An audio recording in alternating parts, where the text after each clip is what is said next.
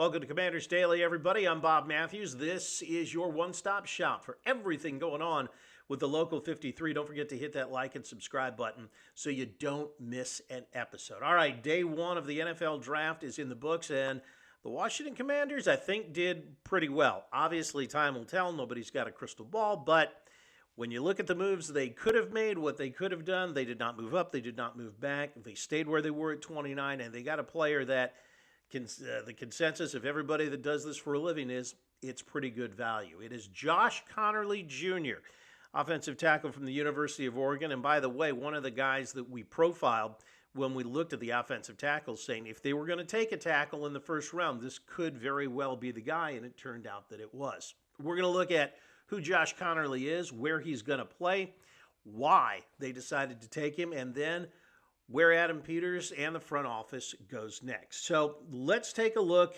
at Conerly in and of himself. Who is he?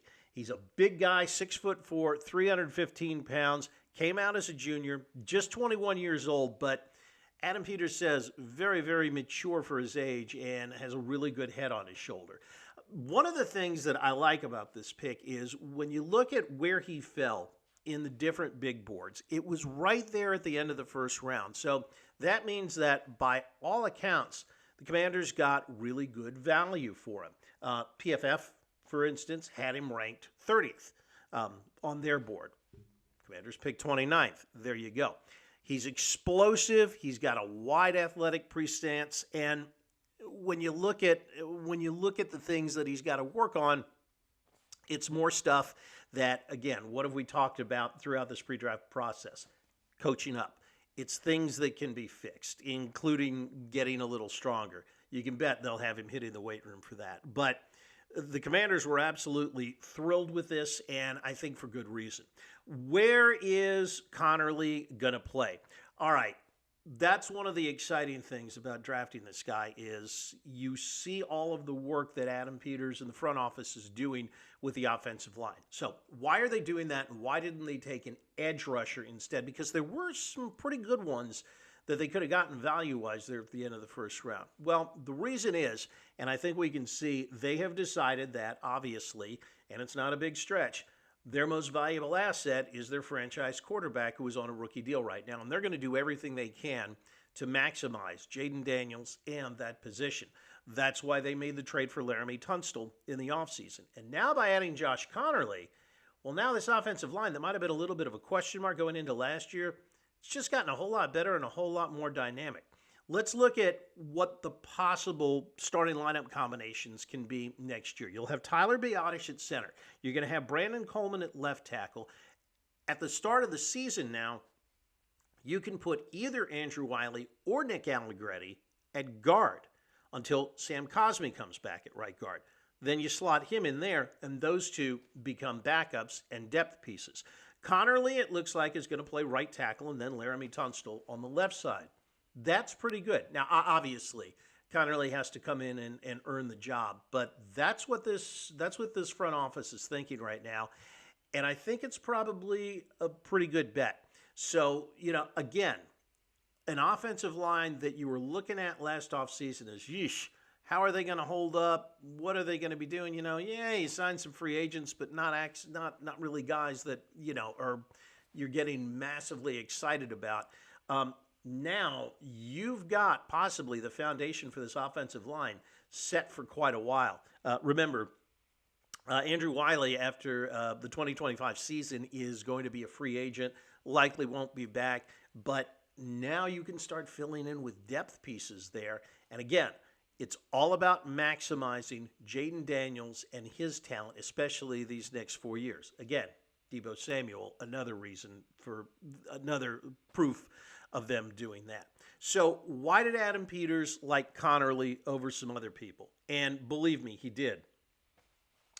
Listening to him last night in a press conference after they drafted Conerly, it was really interesting to hear some of the things that Peters said. He said that it was the whole package. He said, you see an incredible athlete for his size. He said he had great numbers as well. The way he moves, good lower body structure, and also he likes what a great worker he is and how professional he'd seem.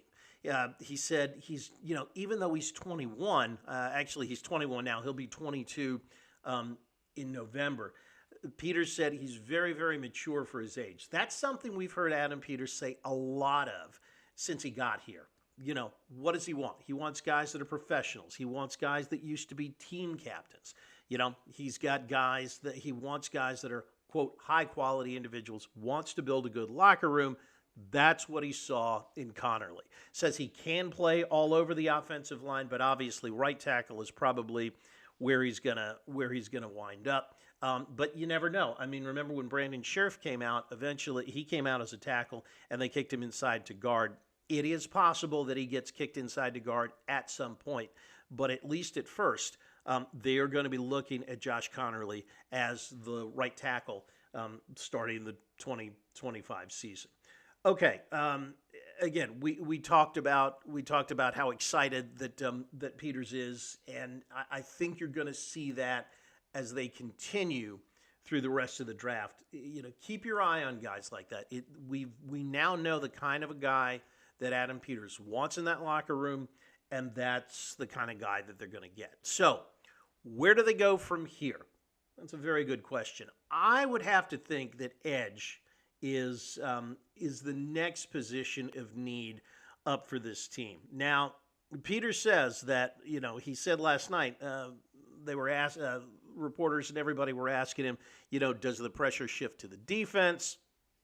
And he said what you normally expect a guy to say in a situation like that. Well, we don't have any pressure to pick a certain guy or a certain side of the ball. We're trying to pick the best commander.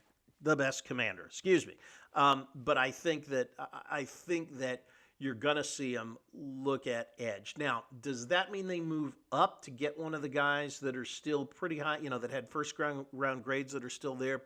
Not so sure about that, but it looks like there could be some quality pieces still out there, and it'll be interesting to see if one or the other of them fall to number 61. I believe it's 61 that's the pick in the 60s that they have in the second round.